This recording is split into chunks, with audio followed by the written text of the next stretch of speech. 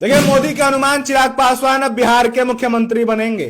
बिहार के मुख्यमंत्री का पद की शपथ लेंगे चिराग पासवान। देखिए, चिराग पासवान जो है वो बिहार का नेतृत्व जो है अब करने वाले हैं। ऐसी चर्चाएं कल शाम से सोशल मीडिया और मीडिया हाउसेस पे बड़े जोर से वायरल हो रही है। देखिए, कल शाम में सम्राट चौधरी जो बिहार के मौजूदा गृह मंत्री हैं और उनका भी नाम यानी सम्राट चौधरी का नाम जो है बिहार के मुख्यमंत्री के रूप में लिया जा रहा था।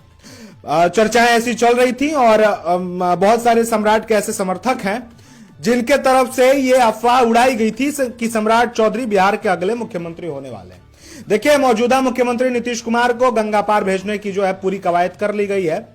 नीतीश कुमार अब राज्यसभा के तरफ रुख करेंगे और बिहार की सक्रिय राजनीति से काफी दूर हो जाएंगे। अब बिहार की सक्रिय राजनीति से उठ के और दिल्ली के मृत राजनीति तक नीतीश कुमार पहुंचने वाले हैं। अब देखिए, नीतीश कुमार के बेटे निशांत कुमार की भी राजनीतिक एंट्री 8 मार्च को हो गई है। निशांत कुमार को जेडीयू ज्वाइन करवा दिया गया है। उसके बाद चर्चाएं ऐसी चल रही हैं कि निशांत कुमार को बिहार का गृह मंत्री का पद जो है वो दिया जाएगा सम्राट चौधरी को हटा के। अब सवाल यह है कि अगर सम्राट चौधरी बिहार के गृह मंत्री नहीं रहेंगे तो फिर कौन रहेगा? जाहिर सी बात है, निशांत कुमार रहेंगे। तो अगर सम्राट चौधरी गृह मंत्री नहीं रहेंगे तो क्या रहेंगे? क्या एक आम विधायक बन जाएंगे? क्योंकि मुख्यमंत्री के रूप में 2 बड़े चेहरे का नाम चल रहा है। एक अगर हम बात करें तो आरएसएस के बड़े ही संघ के बहुत वरिष्ठ नेता हैं नित्यानंद राय, उनका नाम शुरू दिन से चल रहा है। और अब एक नया नाम जो है वो जुड़ गया है बिहार के मुख्यमंत्री के रेस में और वो है चिराग पासवान। देखिए, चिराग पासवान को अगर बीजेपी, हालांकि जब सम्राट चौधरी से मीडिया ने यह पूछा कि क्या चिराग पासवान को मुख्यमंत्री बनना चाहिए, ऐसी जो मांगे उठ रही हैं उस पर आप क्या कहेंगे? सम्राट चौधरी ने सीधे तौर पे जो है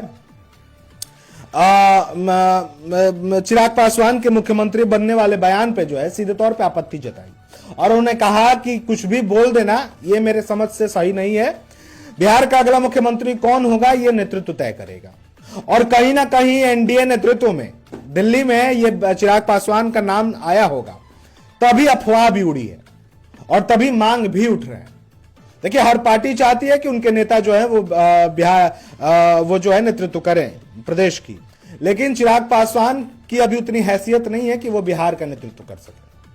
क्योंकि चिराग पासवान के मुख्यमंत्री बनने से ना जेडीयू खुश होगी, ना नीतीश कुमार खुश होंगे, ना सम्राट चौधरी खुश होंगे और कहीं ना कहीं बीजेपी के कुछ बड़े नेता जो हैं, जो दिल्ली बैठे हैं, वो भी खुश नहीं होंगे। हालांकि पपेट मुख्यमंत्री की अगर हम बात करें तो चिराग पासवान पूरे तरीके से जो है कठपुतली जैसे काम करेंगे अगर बिहार के मुख्यमंत्री बना दिए जाते हैं, क्योंकि बीजेपी के इशारों पे नाचते हैं। हालांकि कभी कभी चिराग पासवान जो है वो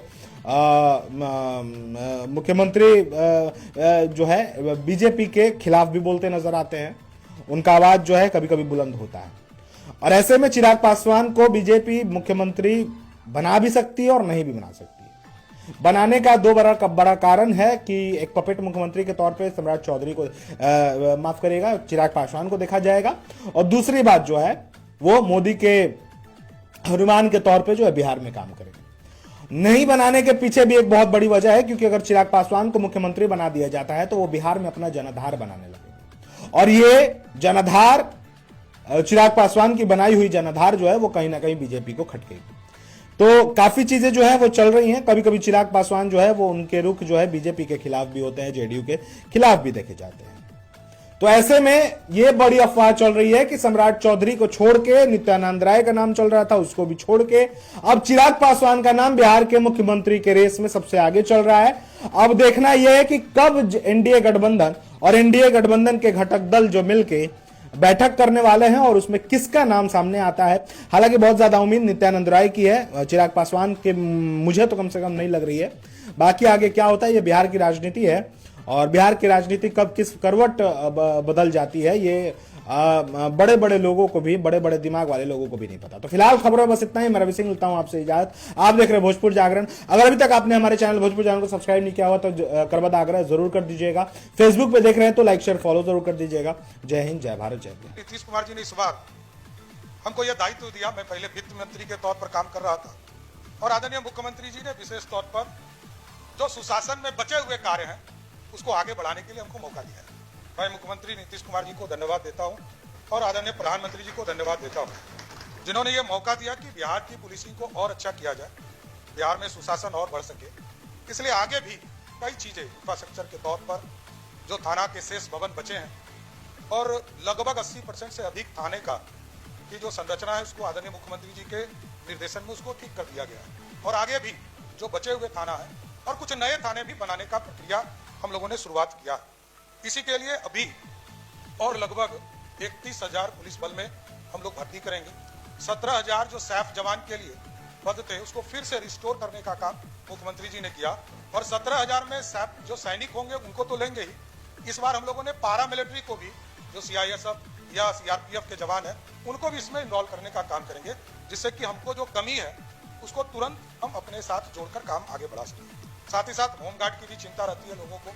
होमगार्ड के लिए पिछले साल लगभग 12,000 लोगों को नॉमिनेशन के आधार पर उनको इनरोल किया गया और उसकी उनका भी जो तनख्वाह था उसको भी बढ़ाने का काम आदरणीय मुख्यमंत्री जी ने किया। जो 754 रुपये थे उसको बढ़ाकर 1100 रुपये से अधिक करने का काम आदरणीय मुख्यमंत्री नीतीश कुमार जी ने किया।